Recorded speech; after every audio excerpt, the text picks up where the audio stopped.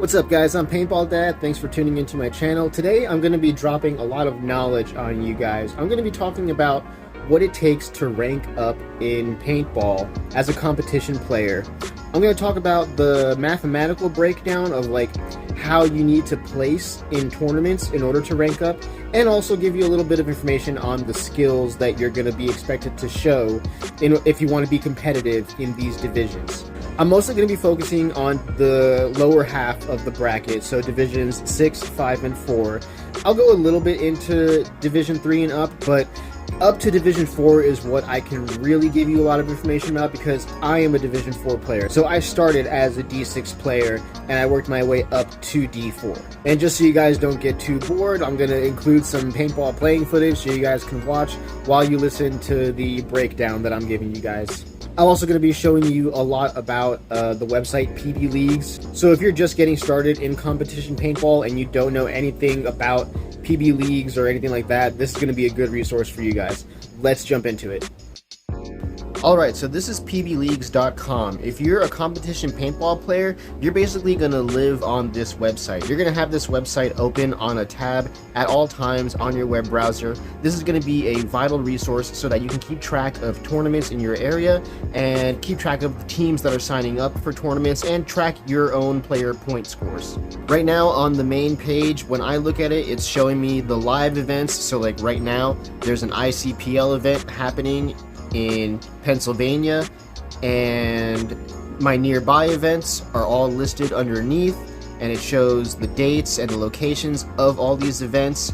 Now if I want to get a list of every single league there's a tab for that, and I can scroll through every single league that there is pretty much around the world. There's the NXL, the ICPL, Latin America Championships, NCPA, the College League, all the way down from A to Z. You can look up any league around the world that you would want to register for. And let's go back up top really quick. If I click on that top right little menu, I can look at my own profile. Let me show you what that looks like. So here's my profile. It shows my information and a list of all of the events that I've played in my paintball career. Now if I click on this legacy profile page, this is where you can see a really detailed breakdown of a player's stats. So as you can see right now, I'm currently Division 4. That's my current player score, and the way that the player's score is determined, they take your top 4 events, but they drop the highest one. And I don't know exactly what the reason is for that, but in my speculation, I think it's so that nobody ranks up way too fast. So let's say you're just getting started out in tournament paintball, you're really gung-ho, and let's say you decide to do something crazy and sign up for a D4 paintball tournament. Maybe you come in last place, but even that last place is gonna be worth quite a lot of points for a player that doesn't have any seed points yet. It might be enough that that one event would actually push you from D6 already to D5. But fortunately, the system has it in place so that your top event does get dropped, so it wouldn't count. Now, if you look at my record, as you can see, my top event is dropped. It was a first place that I got in Division 5. My next 3 are the ones that actually count towards that 148 score.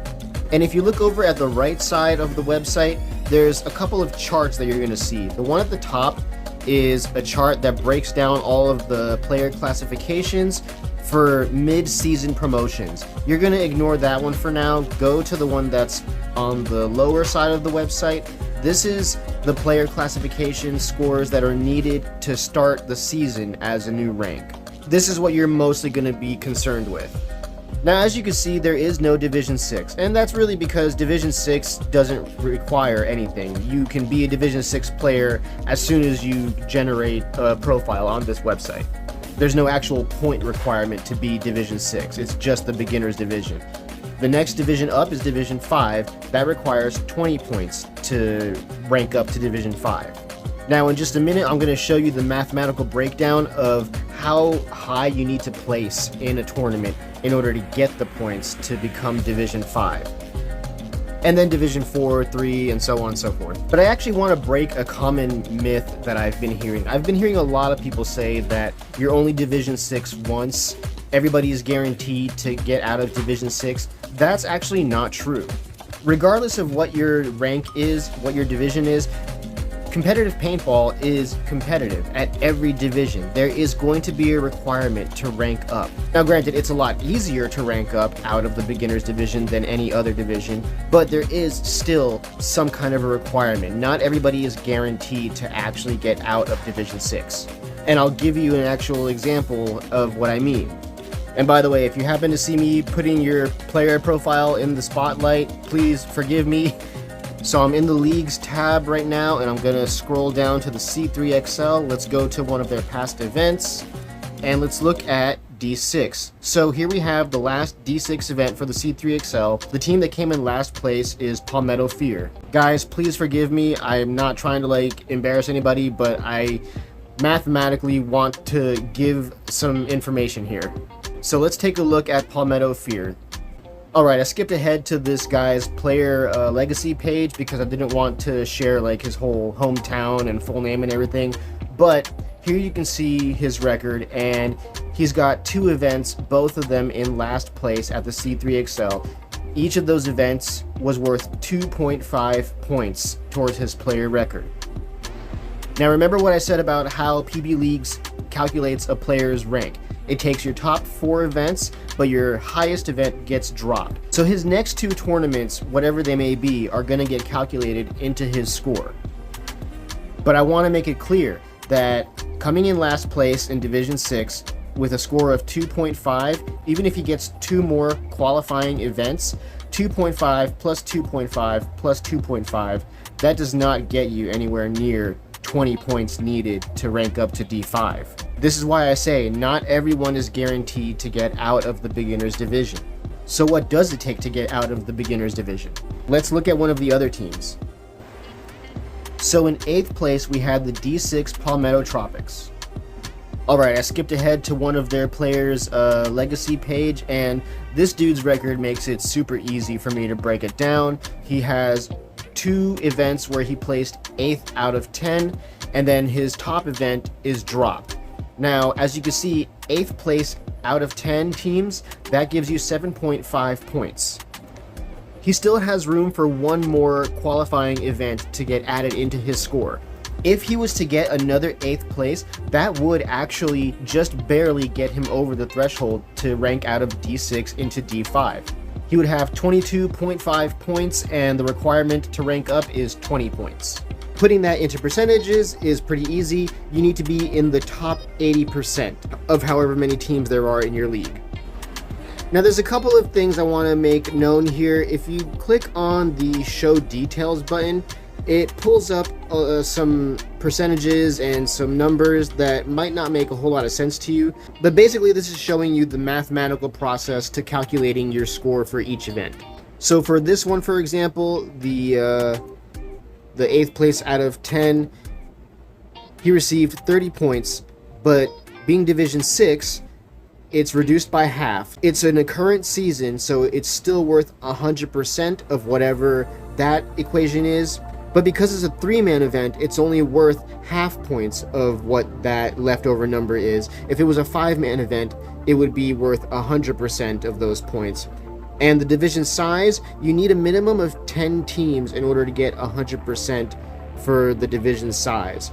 If it's less than 10 teams, then it'll be less than 100%. And then the age multiplier, I don't think most guys will need to worry about that. I think it's for dudes that are in their mid 40s or something. I'm 39 and I don't even have an age multiplier that's less than 100. But just be aware that as you get older, your points are going to be worth less.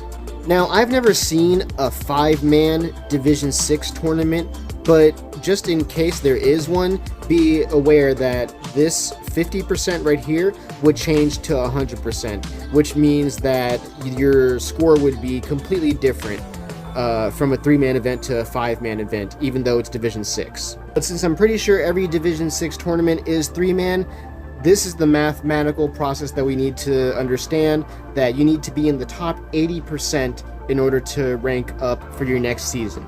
Now, what does this look like skill-wise? How does this apply on the field? Really, it's pretty simple at this level. All you need to do is just learn the basics. Learn the basic skills as fast as you can, and you don't need to be an expert at any of these skills. Just know how to do them. And it's pretty easy to tell a player who knows the basics versus one who doesn't. This is basically where you stop looking like a noob. So for example, learn how to use your weak hand, whether it be your left hand or your right hand. Learn how to run and gun. Learn how to snap shoot. Learn how to do a proper knee slide and a Superman dive. Learn some basic communication, at least be able to identify where the other players are on the field. And start to learn at least one job on the field. Now in this division, you're going to see a lot of individual play. You're not going to see a whole lot of team dynamics.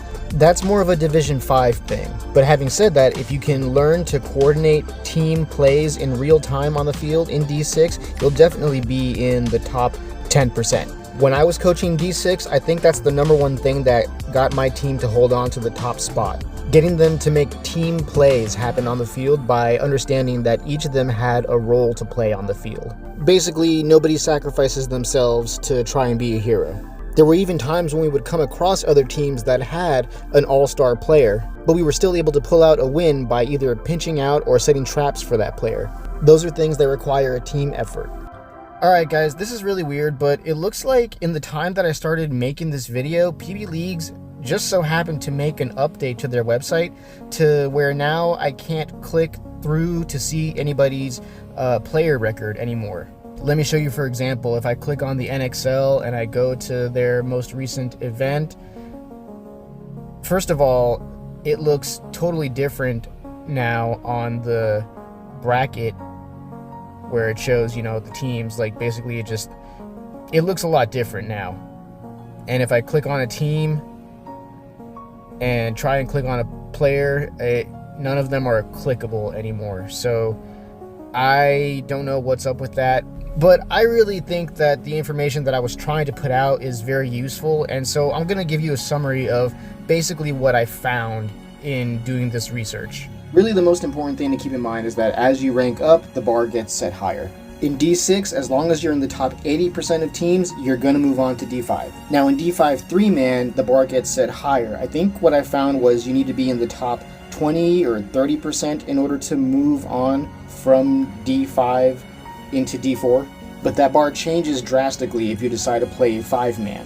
Because if you remember what I showed you about the details of how every tournament's points are broken down, you'll remember that 5-man events are worth more points than 3-man events.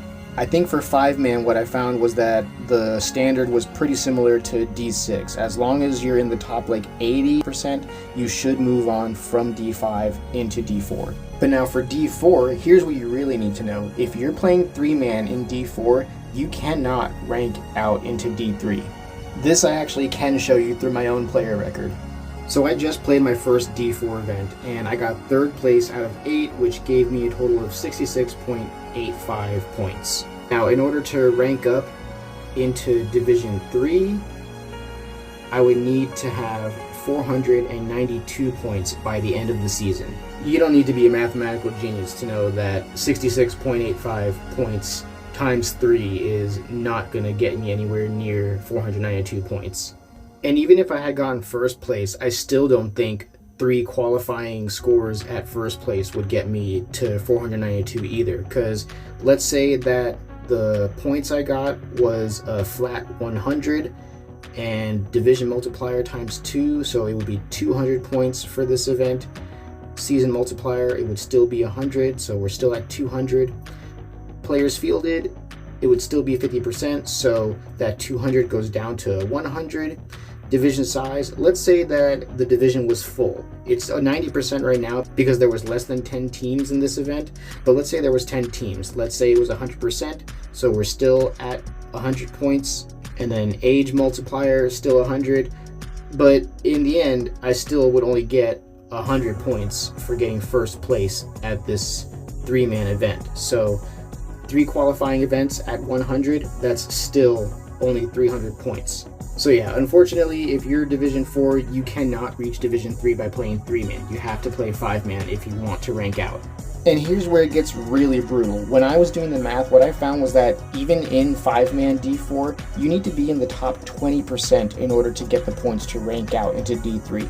This is why you might hear often that Division 4 is the largest division in paintball, is because this is where most players will end their career. This is where players need to decide how serious they are about reaching the top, because at this point, it's no longer about being just competitive. You need to be a winner. You need to be making the finals every time you go to a tournament. It takes a big commitment to get out of D4, from both money and time. I think just about every player who I know who's made it out of Division 4 is the kind of player who's been at the field every single weekend, no exceptions, sometimes even twice a week, and a lot of them have had professional coaching, either through a clinic or actually had pro players staffing for them at events. Honestly, I myself go back and forth on whether or not I have the commitment to push through D4 into D3. I will say the reward might be worth it, because Division 3 is where you really hit the big leagues. I've seen a lot of players go straight from Division 3 to either pro or semi-pro. Just from the Carolina area alone,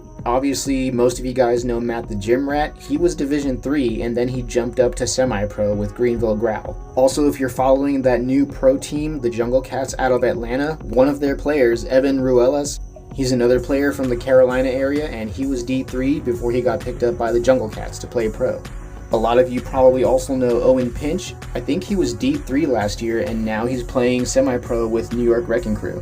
Now, of course, we need to be a little bit realistic. One thing that all of these players have in common is that they're very young. So even if I do make it past D4, is a player at my age ever going to make it to pro or even semi-pro? Probably not. But do I want to see how far I can go so that my kids will appreciate how cool their dad is? Yeah, of course. Now, in all this talk about math and numbers, I forgot to talk about the actual on-field skills that you're going to need to get you through Divisions 5 and 4. So building off from D6, where you learn the basics, in D5 you really need to start fine-tuning those basic skills. So for example, in D6 you should have already started learning how to use your weak hand. In D5 you need to start making it so that your weak hand is almost as efficient as your strong hand. There's no more room for someone who says, oh, I can't play the left side of the field, or I can't play the right side of the field. You also need to fine-tune your accuracy, whether you're snapping, laning, or running and gunning. Now that you know the basic body mechanics of all those things, it's time to actually get good at those things. Practice your running and gunning to the point that you're stable enough to actually hit somebody while you're moving. Practice your laning so that you're hitting someone off the break at least 50% of the time. And fine-tune your snap shooting so that you're minimizing your profile when you snap out of your bunker. This is also where you need to start implementing what I like to call trick shots. For example, bounce shots and lob shots.